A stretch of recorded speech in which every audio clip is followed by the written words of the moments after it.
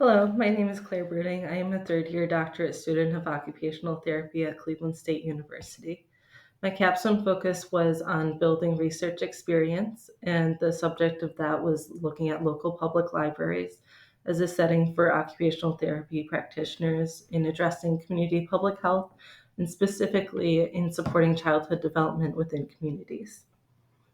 What the main takeaways were was that libraries in my lit review were found to not only be a resource that can access communities as they are already an established physical environment, but they are seen as trusted, they're built to be accessible, and they're places where people know they are safe to go to.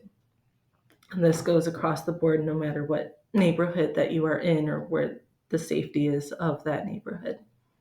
The process of this was to create a survey using the OTPF to ensure that all areas of OT scope of practice were found. The IRB approval process was completed, and then the survey was distributed using online methods and snowball recruitment using word of mouth, Facebook groups, Reddit boards, things like that. The data was then analyzed. In the meantime, I also conducted an environmental analysis of all of the branches of the Cleveland Public Library, CPL, and I audited classes to better understand the scope of practice of those who have a master's of library science and took some Excel classes so that I could analyze the data as best as possible.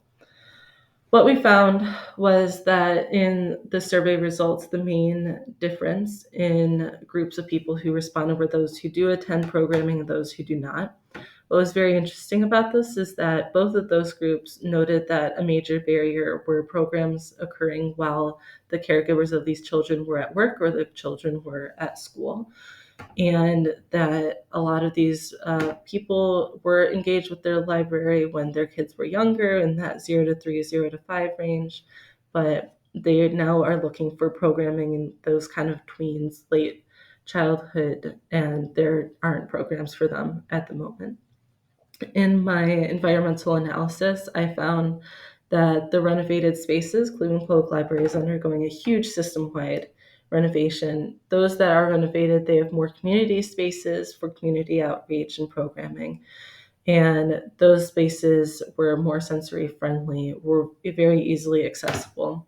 The librarians I spoke to noted that the use of those community spaces were very helpful and that they used them for a lot of programming for children who had sensory needs and in general just to help children focus in general, as the child spaces in libraries are distracting and it's easier to help them focus in a more neutral environment.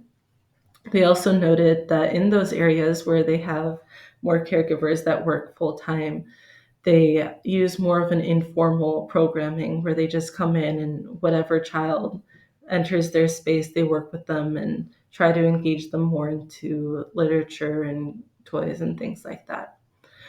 What this means for occupational therapy is that we can't just say, oh, I want to go work in libraries and whatever program you have is going to work.